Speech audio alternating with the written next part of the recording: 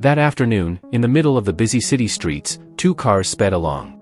The one in front was trying to escape, while the one behind was clearly chasing it. Their target was a woman, and their intention was to rob her. Out of fear, the woman eventually pulled over. A group of masked men jumped out of the car, pointed their guns, and forced her out. They smashed the window and were about to drag her away when a well-dressed man appeared and stopped them. Strangely, the attackers seemed to know this man. They called him Randall Thompson, though Randall himself had no idea who they were. As Randall tried to calm the situation, the woman took the chance to run. But one of the attackers shot her in the leg. Randall quickly shielded her, only to become their next target. One bullet knocked him down, followed by a second shot that took his life.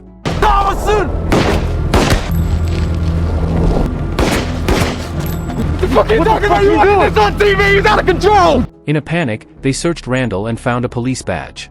They took the badge before fleeing. From across the street, a store owner witnessed the whole thing and immediately called the police.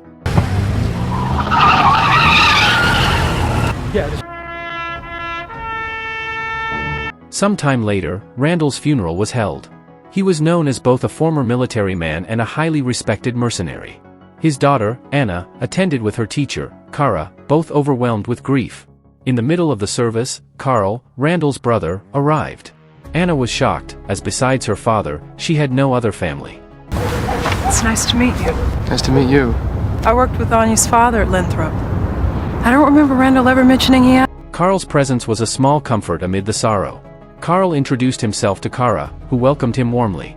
As they walked home, he saw firsthand the condition of the neighborhood where Anna lived. Anna explained that the area was full of street gangs and that her father often fought against them. She said, with irritation, that Randall had often invited Carl to visit but he never came. Carl promised that this time he would stay. The next day, near the school, Carl saw a group of teens harassing a woman. She walked away, but the gang then surrounded Carl, claiming they controlled the area and hurling insults. Carl stayed calm. As the tension peaked, a police patrol car drove by, making them scatter. But once the police left, they returned, this time firing shots. Fortunately, Carl reacted quickly and avoided them. Soon after, Carl met his friend Joey. They had once worked with Shale, the substitute teacher now living in New York. Carl asked for his help in finding his brother's killer, and Joey agreed without hesitation. That night, they met at a bar. Joey shared information. The murder witness, the store owner, was too scared to testify, but he had seen the shooter, a Lantro High School student from a gang called the Brotherhood, recognized by an inside-out hoodie with eye holes. Major gangbangers there call themselves the Brotherhood or the Hoods. One shooter around Linthrop High School. Sweatshirts turned around with little eye holes cut in the hood. The next day, Carl visited Kara to ask about substitute teaching positions at the school, especially for the most problematic class. Carl said he had experience teaching martial arts. Randall and I were involved for a little while, 4 or 5 years ago. Although he was a little tough to get close to. Hope it's not a family trait. Listen, Kara, who's gonna take over Randall's classes? Kara suggested he get certified and offered to help him apply. That same day, Anna returned to school and met her best friend, Danny. Meanwhile, Carl came to handle paperwork and met the mechanic teacher, Warren Drummond, who wondered if Carl would be taking over the troubled class. Carl eventually stepped into that class. The scene was chaotic, loud music, drinks scattered, students dancing and fooling around. When he tried to introduce himself, they ignored him. Then Carl picked up a yo-yo and explained that 400 years ago in the Philippines, it was used as a weapon. What exactly is a yo-yo? It's a stupid little toy, man. But 400 years ago in the Philippines, it was a weapon. He threw it, smashing a soda bottle, instantly silencing the room. His message was clear: never judge someone by appearances. Carl knew some students were planning to test him. At lunch, they mocked him, not realizing Joey was watching from a distance. In the teacher's lounge, Carl met other weary staff. Warren approached, advising him to switch to a calmer class. Meanwhile, Anna met Dennis, who drove a Mustang, and accepted his offer for a ride. Elsewhere, Carl and Joey tailed some suspected Brotherhood members to an old factory. Inside, they found the gang torturing the store owner witness. Tell everyone that we killed that teacher. So you called him, didn't you? Joey went in first, issuing a warning, while Carl shot a few gang members in the leg as a deterrent. Lower the back. Who the f*** it is?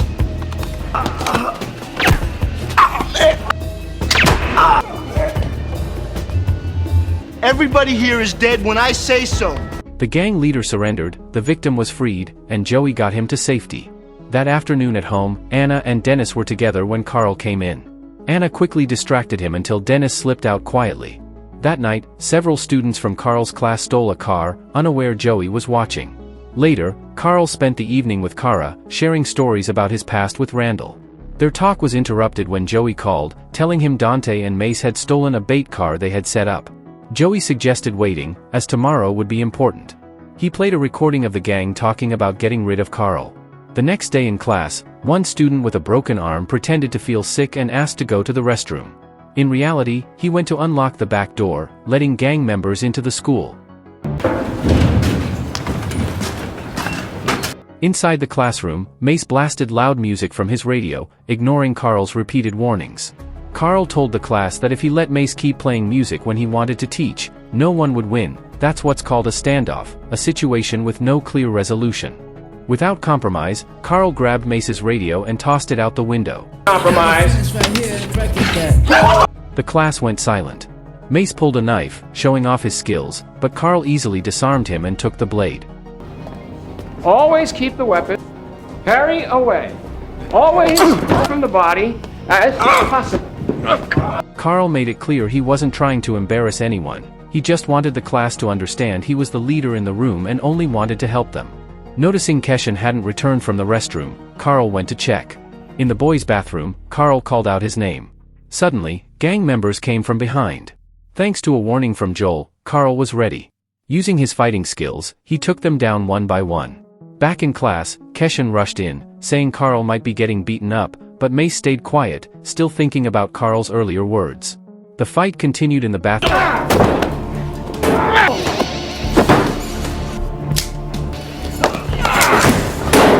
until Carl pinned one gang member and asked if he was the one who killed Randall Thompson. After it was over, Carl calmly adjusted his tie and put his watch back on. The school janitor, whom he had met before, walked in and praised his fighting skills. He introduced himself as Jonathan Barty, saying he'd never seen a teacher fight like that, recognizing Carl's moves as Green Beret techniques. Jonathan revealed he had served in the 1st Battalion in 1971 and 1972, and he suspected the attackers weren't real students, someone had to have let them in. He also said Carl was clearly no ordinary high school teacher. Jonathan offered to handle it, told Carl to return to class, and asked him to meet later in the basement.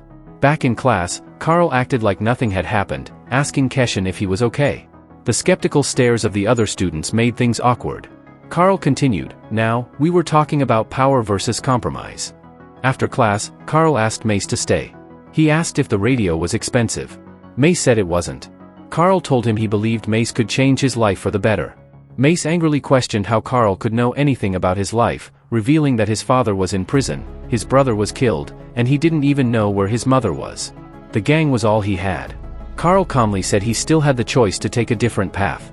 Upset, Mace returned the yo-yo Carl had given him and left. Later, Keshen and friends returned to the bathroom to see the aftermath of the fight, but it was already cleaned up. Keshen insisted Carl had fought the gang, but no one believed him. That night, Carl met Jonathan in the basement. Jonathan showed him his living space and military memorabilia. Carl was impressed by his dedication and respect for service. Over sodas, Carl admitted he was looking for his brother Randall's killer. Jonathan said he often heard strange noises at night, people coming and going when no one should be there, but when he checked, nothing was found. Carl suggested they investigate together with other allies. That evening, Anna was walking home when Brotherhood members confronted her, warning her to make Carl stop messing with their business, telling her to pretend this never happened, then leaving her scared on the street. That night, Anna told Carl, who told her to stay home for the next few days. She didn't like the idea but agreed. That night, Carl, Joel, and Jonathan went to the school to investigate the strange noises. They decided to check the garage secretly, with Jonathan leading them through a hidden corridor. Carl went in first and found Warren with several students dismantling cars, clear evidence of illegal activity. Carl returned and told the others Warren was running a chop shop, dismantling 3 to 4 stolen cars each week, selling the parts below market value, making over $100,000 a month. Meanwhile, Warren got a call from Dante saying police had found one of their stolen cars and there'd been a chase. Worse, Mace was dead. Warren showed no emotion. The next morning, Carl gathered students who were mourning, except for Dante, who coldly said Mace took risks and paid the price. Carl disagreed, saying school wasn't a battlefield and no student should die.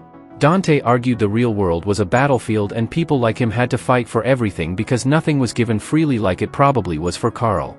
Dante claimed the police killed Mace, not him, but Carl suspected Dante's involvement in Randall's death, perhaps without even realizing it. After school, Carl asked Kara what Warren was really like. Kara said he was well liked at school but cold and controlling outside it.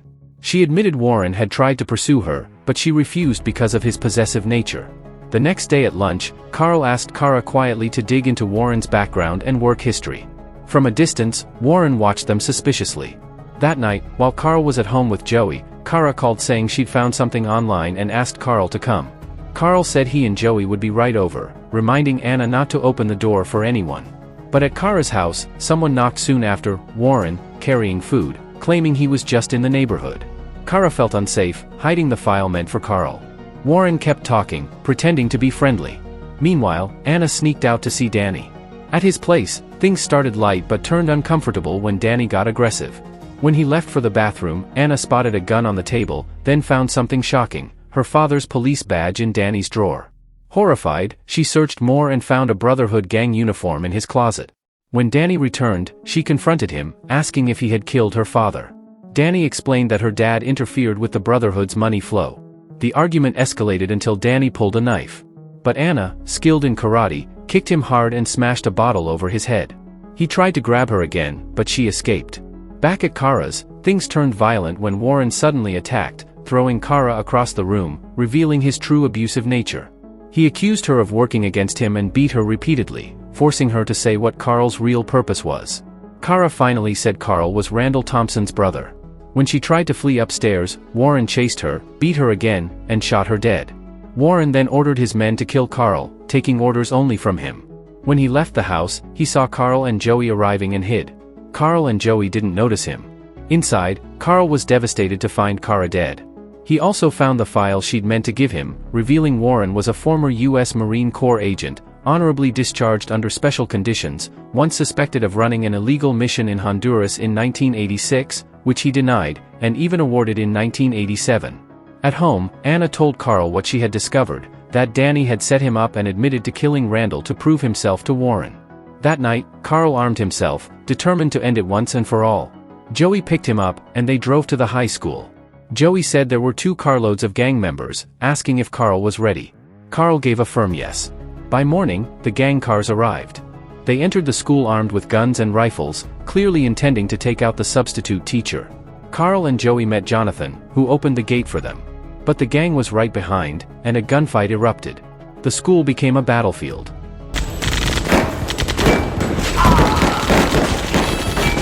Several gang members were badly hurt, but Carl, Joey, and Jonathan stayed alive. They moved into another room and shut the door. Inside, Joey revealed he'd been shot, and they felt trapped. Carl asked why Jonathan had led them here, and Jonathan said it was because they were being shot at. Carl spotted a gas canister, placed it near the door, and when the gang fired again, it exploded, forcing them back.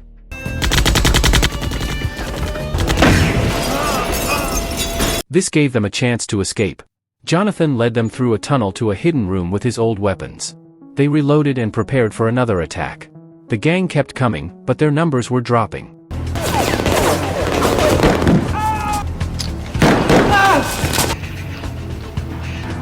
After a long firefight, Jonathan threw a smoke bomb. I'm with you. Bye, motherfucker.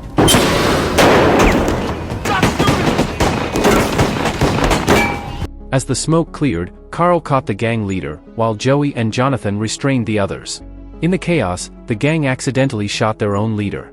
In another room, Carl confronted the wounded leader, who finally admitted Warren Drummond was behind it all. Carl wasted no time and headed to Warren's class.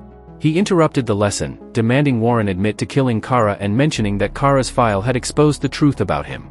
Shocked, Warren denied it, then told the students about Carl's past as a mercenary. He reached for a gun in his case, but Carl stopped him.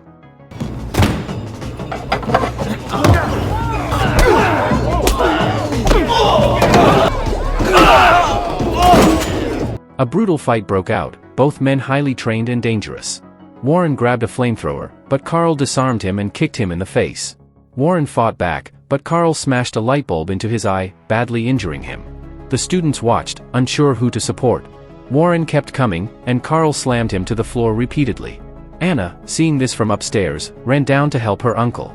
Warren stabbed Carl's arm with a screwdriver. Check it out!